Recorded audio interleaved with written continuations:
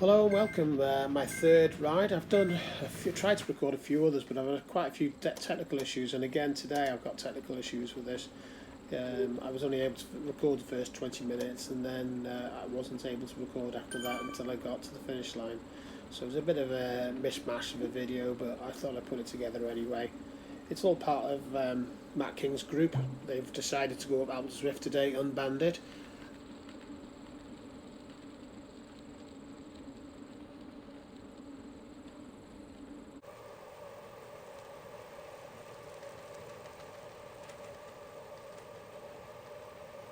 So it's a Sunday morning, 10 o'clock. I've had a few wines the night before. I know my legs aren't going to be powered up properly. I'm going to take it easy going up today. I'm not going to bust a gut to try and get up there a record time.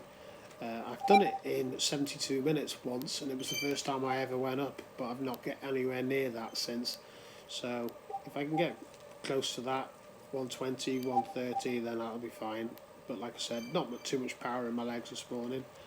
I made the mistake a couple of weeks ago of trying to ride up too quickly initially, trying to catch up a few friends within this group who were doing a banded ride. I'd missed out on the banded ride for technical issues, so tried to catch them up unbanded and just blew, and was nowhere near able to put in a good time at all. So a nice gentle start to ease myself into the Alpe Du Zwift.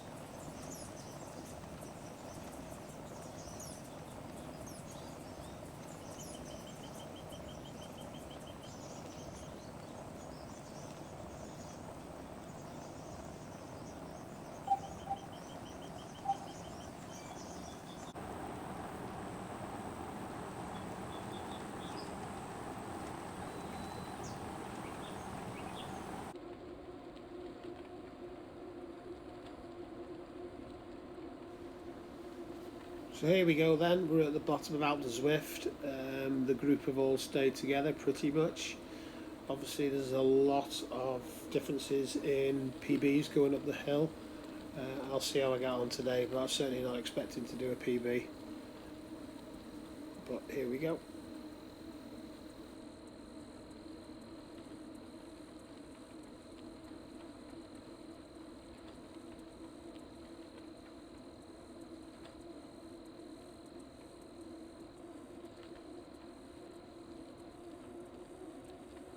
So if anybody's looking for any advice about riding up Alpe Du Zwift, they've not done it before, it is one of the toughest climbs you'll do.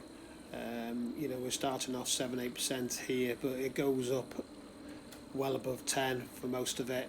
There's times where it's 14-15%, and you don't really drop much below 7 or 8% most of the time. It's normally a bit higher. I'm not sure exactly what the average is, but you can see I've got 12.7k to the top, which doesn't seem far, but when you're going at 8-10 miles an hour, it takes a while. So start slow. I've started in quite a big gear, and my RPM is just around 70, and you can see I'm pushing 280, so that's roundabout for me. That's over 3 watts per kilogram, which is, you know, powerful, and I would not be able to keep that up for an hour and a half. So you'll see when it comes a little bit further up the road, you'll see that my RPM increases and my wattage will drop as I change into a lower gear and find a more comfortable gear, so that I'm not pushing that power as hard.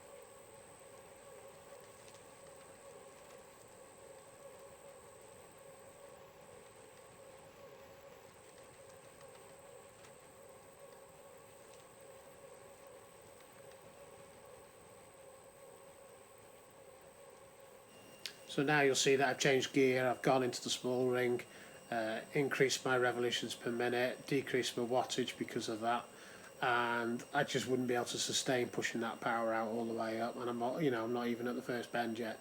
So I've gone into the gear that I'm more comfortable spinning a higher revolution. Most people probably still say that I'm not doing enough RPM, so you might well be right, and that's something I can look at. I'd like to do some analysis on all that side of it, really, to see if I could increase my RPM in a even smaller gear and see how that went.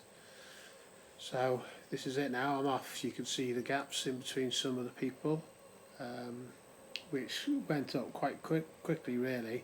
But you'll see as the race goes on, or ride goes on, how those quickly alter.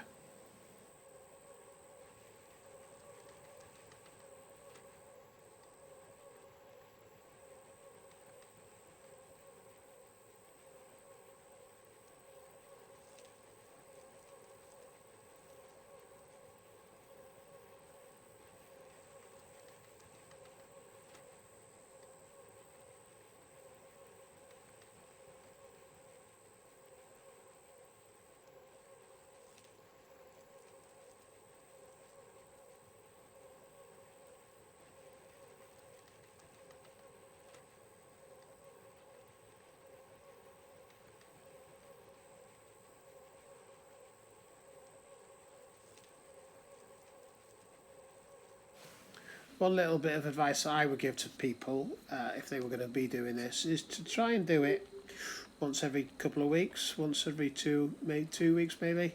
The reason for that is that on the left hand side you can see the sector stats, and this gives you your PB for the last 30 days.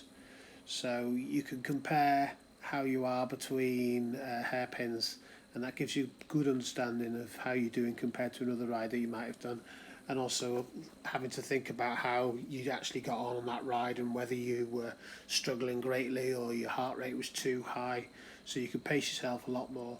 So going up every 2 months or so is probably not going to help you that much, and you can probably analyse it a little bit closer if you were to do it more regularly. So I'm hoping I'll go up again quite soon.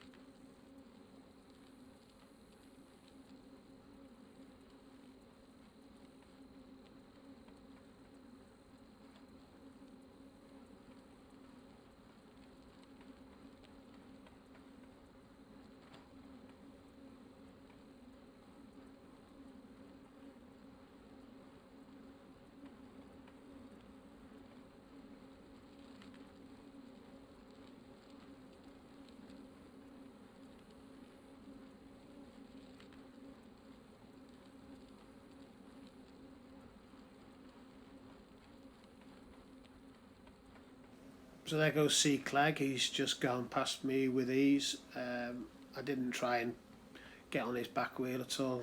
You know, you've got to pace yourself, and I think that is part of the issue of going up Alpe Du Zwift, that you've just got to pace yourself, and you could easily blow out if you were to try and follow somebody and go at a pace that wasn't comfortable for you.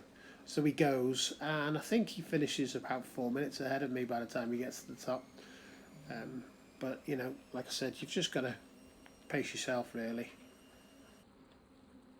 So regarding the riders around me, I've got S. Little, who's 37 seconds behind. He carries on going up at a quicker pace. He picks up towards the end, and he then finishes around about 2-3 minutes ahead, I think. And then I had C. Little. I'm not sure if he stayed behind me. I think he did. And the other one was M. Hyde. M. Hyde stayed about 40 seconds behind me all the way up until around about turn 10, and then he started to catch me. He passed me on turn 6, and he finished above about a minute ahead.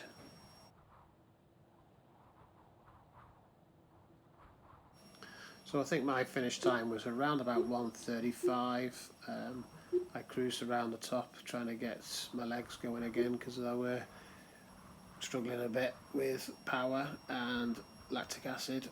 So I just took it easy around the top, and then thought, right, I'll go back down and see if I can find Matt King, and then I'll ride back up with Matt King. Some of you might be thinking already, well, let's see what you do think before I actually get to the point of realising what's gone on.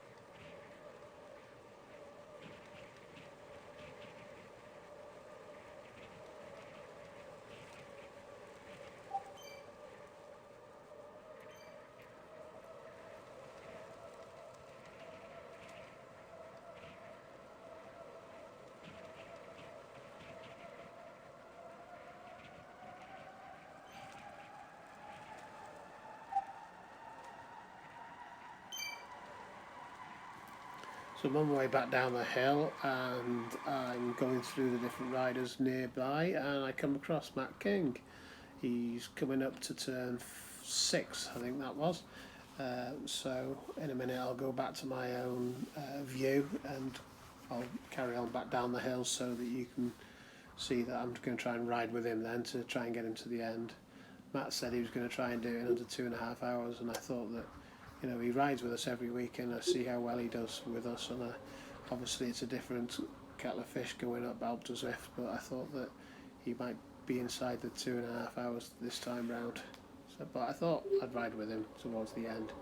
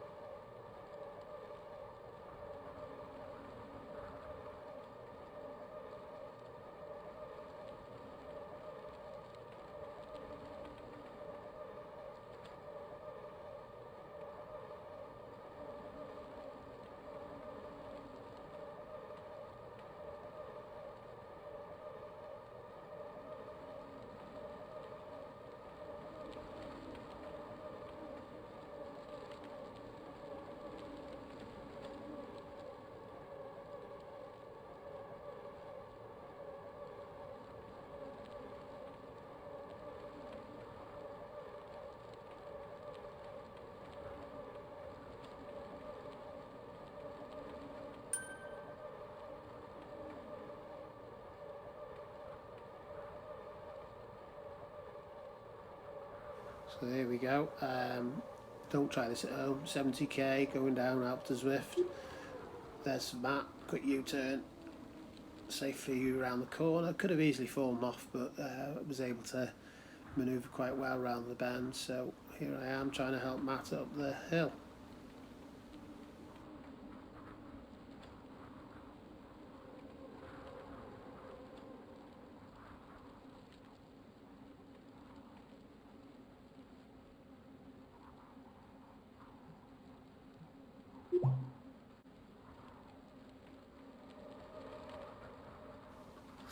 And a few words of encouragement for Matt on the messaging service.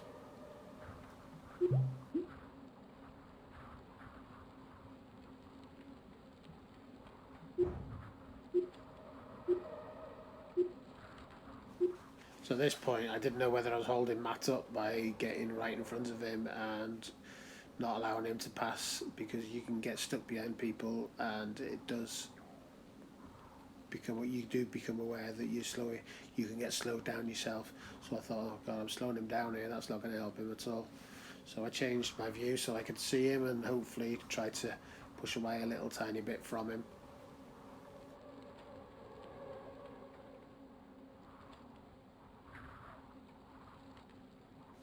So we go around turn 5, not too far to go, and I can see that Matt comes to a halt. And now I know from watching his previous video of him riding up here that he did take a few breaks on the way up last time, so I'm assuming he's done the same.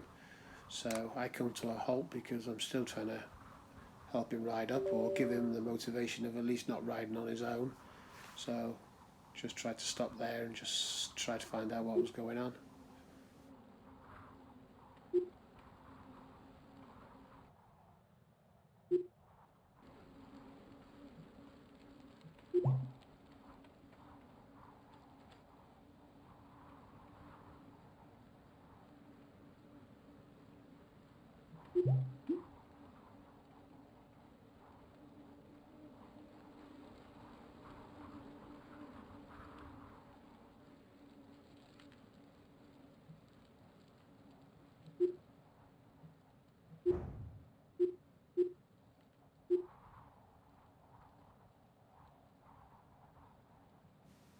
At this point then I've realised that Matt's not actually talking back to me. He might have gone for a toilet stop, but I could see that he wasn't getting back in touch with me and communicating with me, so I wondered what was going on. And at this point I realised that he can't actually see me. He's in a part of the banded group. The banded group just have all the selected riders in that group, and you don't see anybody else whilst you're going up Alpe Du Zwift. You just see the people in your group. I've come to the end, so I'm not in that group anymore. So Matt can't see me. So I think there's no point in trying to motivate him by riding with him when he can't see me, because that's obviously pointless. So this is where I decide to head back down the hill and finish my ride.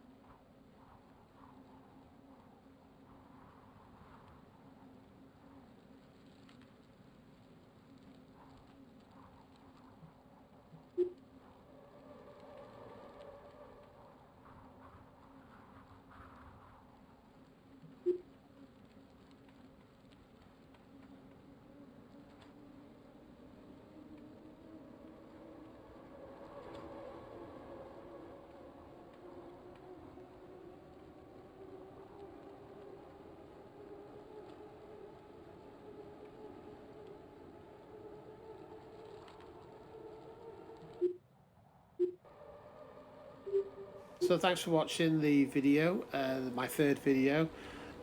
It's not entirely what I wanted to show you, and some people might just say it's crap, so we'll see. But you know, it's there, and there's aspects that might help some people, or just might give some people some enjoyment of watching the video. Hopefully in time, as I get more proficient at making these videos, we'll be able to improve on the quality of them. But thanks for watching. You know, you can subscribe if you need to, and certainly put a like in there, and I'll see if I can get some more people watching the videos as time goes by. Okay, thank you, bye bye.